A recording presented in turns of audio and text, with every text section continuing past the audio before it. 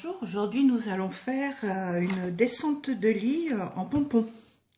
Donc pour ce faire vous allez avoir besoin de tapis antidérapants, voilà, qui se présentent comme ça. Donc il y en a en noir, il y en a en blanc aussi, hein, donc voilà. Donc celui-là je l'ai acheté à Action avec 10 trous. Et puis bien sûr vous allez avoir besoin de pompons ainsi que d'un motif. Donc vous pouvez très bien faire un motif géométrique ou ce que vous voulez. Moi en l'occurrence sur celui-là c'est un oiseau que j'ai choisi de faire. Donc je vais commencer déjà par vous montrer sur mon ordinateur le dessin que j'ai représenté. Donc voilà le dessin que j'ai choisi de faire. Donc c'est un oiseau. Donc, vous voyez, hein, j'ai fait ça sur Publisher, hein, tout simplement. Je me suis amusée à faire des petits ronds et puis aller colorier pour que ça fasse le motif. Vous pouvez trouver des motifs tout près déjà sur Internet. Et pour vous aider, si vous tapez dessin pixel, vous aurez des motifs qui peuvent vous servir pour faire ce genre de tapis. Voilà. Pour celui-là, il faut savoir que j'ai besoin de 480 pompons pour le faire. Donc, c'est parti, on va commencer. Alors déjà, les pompons, à savoir que moi j'ai pris un petit appareil hein, pour les faire. Donc j'ai acheté à Cultura tout simplement. Hein. Et donc pour ceux qui ne l'ont jamais vu, en fait voilà, hop, hop, voilà. Et puis vous passez votre laine autour d'une partie. Quand c'est fini, votre laine traverse, vous faites de l'autre côté. Après vous fermez les deux. Ils sont censés tenir hein, puisqu'ils se tiennent par les fils. Voilà, et après on coupe entre les deux rangs et on passe un fil et c'est fini, quoi, voilà. Donc voilà les différentes tailles qu'il existe dans le lot qui est vendu, donc je vous disais à Cultura. Je vous dirai plus le prix parce que ça fait un petit moment moi que je les ai. Donc dans ce lot-là, ça y est, je bafouille. J'ai donc pris les plus petits et avec ça, j'obtiens un pompon, voilà, de cette taille. Donc ça, hop, on range. Alors donc mes tapis, donc je vous les ai montrés. J'en ai pris deux.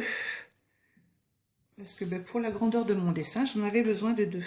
Donc en fait, voilà, je les ai cousus entre eux par un petit point comme ça, tout simplement, quoi, voilà. Sur l'envers, ça donne la même chose. Voilà. Je mets tout ça en place.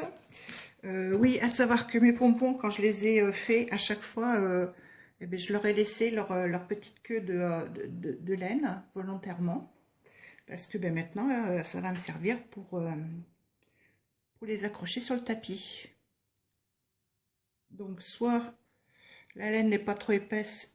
Ah oui, l'aiguille. Alors, moi, j'ai pris tout simplement une aiguille à canevas. Voilà, donc le bourron, ça évite de se faire mal. Et qui a surtout le chat assez gros pour passer la laine. Voilà. Donc je vais essayer de pousser, de me faire de la place. Voilà, donc je pars du départ. Donc je regarde que mon pompon soit positionné de façon à ce qu'on ne voie pas trop le bord. Donc là, moi en l'occurrence, je vais commencer au deuxième trou. Donc, si je ressors, donc je pique pardon, dans le troisième et je ressors dans le deuxième. Donc c'est vrai que j'aurais pu piquer mon fil et le laisser en bas et puis après passer l'autre et le laisser en bas, mais ça fait beaucoup d'enfilage d'aiguilles et que ça s'enfile pas toujours très facilement. Donc en faisant comme ça, j'ai qu'un seul enfilage d'aiguilles. Donc après, vous faites un double nœud. Voilà. Et dans l'immédiat, laissez le fil parce que si jamais vous voyez à un moment donné que vous les avez trop serrés ou quoi que ce soit, ça vous permettra de pouvoir les redéfaire. Donc, et puis on continue en suivant son dessin. Donc là, moi, le premier rang, c'est pas compliqué, c'est tout du bleu. Donc voilà, je vous en fais un deuxième avec vous.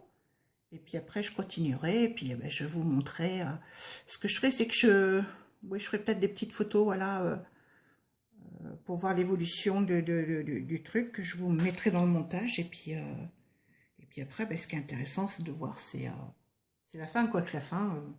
Une fois que vous avez suivi le dessin, il n'y a plus rien à faire, quoi. Alors, donc je reste toujours... Ah, si, une précision, pardon. Le bord du tapis, les deux bords, haut et bas, étaient coupés droit. Par contre, le début, et j'imagine que j'aurai le même souci à la fin, n'était pas coupé droit, donc je les ai légèrement recoupés pour bien avoir, moi, mes pompons sur la même ligne tout du long. Voilà. Allez, c'est fini pour les explications. Donc là, voilà, je dis et je fais pas. Je positionne mon pompon comme ça. Et je vois à quel trou ça me le fait poser. Donc on fait ça pour les premiers. Et puis après, il suffit de faire toujours le même écartement, quoi. Donc je pique dans un trou. Et je ressors dans celui de côté. Hop.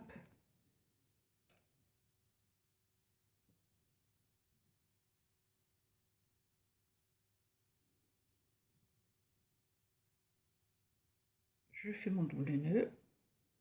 Et là, voilà. Voilà, on voit bien que les pompons... Alors, je vais voir, voilà, si... Ils sont pas trop tassés comme ça, on voit que voilà, il y a de la marge. Et donc derrière, du coup, ça me fait 1, 2, 3 trous entre les deux pompons. Donc je pique dans le quatrième et je reviens dans le troisième. Voilà. Allez, j'avance un petit peu et puis je fais quelques photos de temps en temps pour vous montrer l'évolution.